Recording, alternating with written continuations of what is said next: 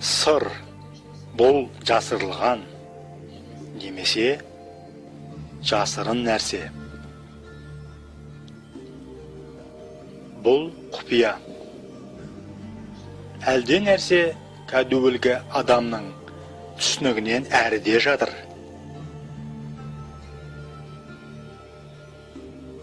Мұны өзгелер біле бермейді. Нақыл сөздер 2-ші тарау 4-ші 5-ші аяттар. Көмілген күміс пен қазынадай іздесең, сонда жаратқан иені қастерлеуді ұғарсың. Құдай жайлы білімді иемденіп аларсың.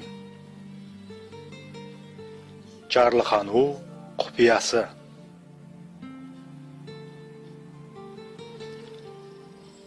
Алғысы келгендер бере білуге үйренуі тиіс.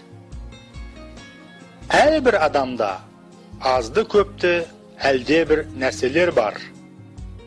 Себуге болатын. Құдайдан жаратылғанның бәрі де қандай да бір мәселенің шешімі болып табылады. Құдайдан жаратылған әрбір адам бұл мәселе шешімі. Сіз осы мәселе шешімісіз, мен мәселе шешімімін. Иса осында бізге үйретеді. Беру деген бұл жарылқанудың бастамасы.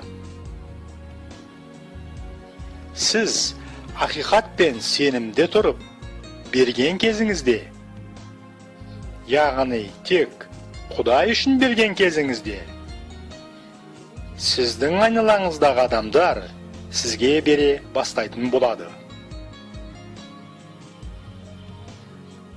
Әрбір беріп жатқан адам болашағының қамын жейді. Өйткені ол қалтада ақша қалмай, туындаған қиын уақыттардың әрбірінде де көмек тауып отырады. Егер де сіз жақсы беруші болсаңыз, егер де сіз жомарт беруші болсаңыз, онда сізге дер кезінде көмек беру үшін әлдекім сізді күтіп тұр. Сізде бере алатындай не бар? Осы сұрақты сіз өз-өзіңізге қоюға тиістісіз.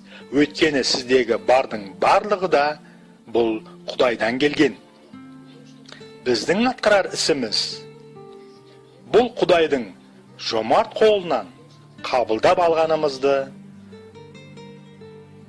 бар болғаны тек қана кері қайтару. Сіз бере алатындай неге иесіз? Біздің берерімізге кімге берсек те бұған көмек ретінде қараймыз. Әрі мұның салдары өзімізді өзгеден жоғары қою болмауы тиіс. Алайда беру бұл өз тағдырымызды басқаша құрудың мүмкіндігі. Сіз берген кезіңізде, сіз өз тағдырыңызды өзгертесіз. Берерімізде әр қашанда барлық ізет Құдайымызға болсын.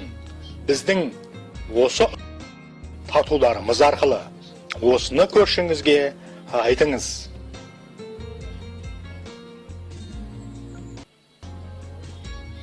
Сіз әлде нәрсені тәкаппарлықпен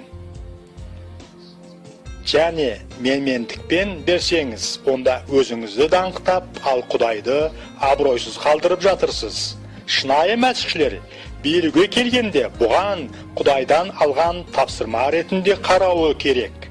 Сіз бұл Құдайдан келген тапсырма екенін білген кезіңізде, сіз Құдайдың еркін орындамай қоюға ендігі жерде өзіңізге жол бермейсіз.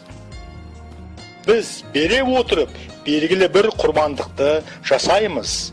Біз өзімізге тек керек еместіні ғана беріп қоймай, сонымен қатар өзіміз бақалы сынайтын, әрі өміріміз соған тәуелді болып тұрғанды да береміз. Беру уақыты бұл жаңашырлық уақыты. Бұл жай көрünüşпен сүрөттөлүү вакыт эмес. Көршүңүзгө айтыңыз. Sizde bir alatınday ne бар? Осыны кішіпейділікпен, жомарттықпен беріңіз. Өйткені сіздегі бардың бәрі де бұл шын мәнінде Құдайдан келген, Құдайдан алынған дүниелер. Жарылқану құпиясы.